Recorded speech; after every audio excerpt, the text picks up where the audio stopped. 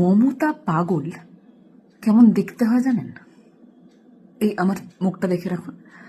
কিছু কিছু লোকজনদেরকে আমার মতোও দেখতে হয় আর কি।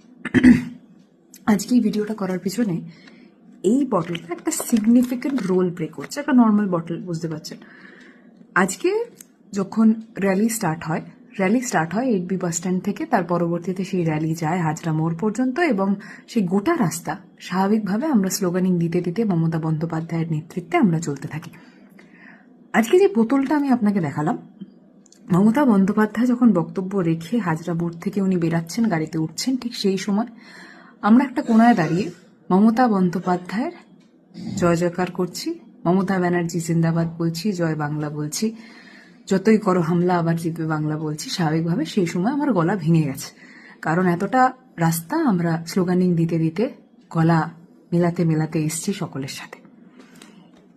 এই বোতলটা আমাকে সেই সময় দেব, ফিল্ম স্টার দেব, হার্টথ্রোব দেব দিয়েছে, ঠিক আছে? বিশ্বাস করুন, যখন উনি এসে বোতলটা অফার করছেন, আমি হাতে নিলাম, আমি ডান দিকে তাকিয়ে মমতা ব্যানার্জি জিন্দাবাদ, জয় বাংলা, জয় বাংলা, জয় বাংলা বলছি কন্টিনিউসলি। উনি দিয়ে স্বাভাবিকভাবে রিটার্ন চলে গেলেন। মমতা ব্যানার্জির গাড়ি চলে যাওয়ার পরবর্তীতে, অর্থাৎ দিদির গাড়ি সেখান থেকে বেরানোর পরবর্তীতে, আই রিয়েলাইজড যে বোতলটা is offered by the film star Dev. Tollywood ইন্ডাস্ট্রির অন্যতম নাম, সেই জিনিসটা আলাদা করে বলার সত্যি কোনো প্রয়োজন পড়ে না, কারণ প্রসেনজিৎ বুম্বাদা এবং দেব দুজনকেই আমরা সেইভাবেই চিনি, আমরা জানি।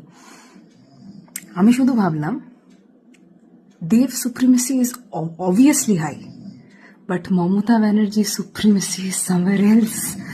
মানে দেব জল অফার করছে, আমরা সেই সময় ওনার থেকে এটা নিয়ে তার পরবর্তীতে জয় বাংলা, মমতা ব্যানার্জি জিন্দাবাদ আমরা বলছি।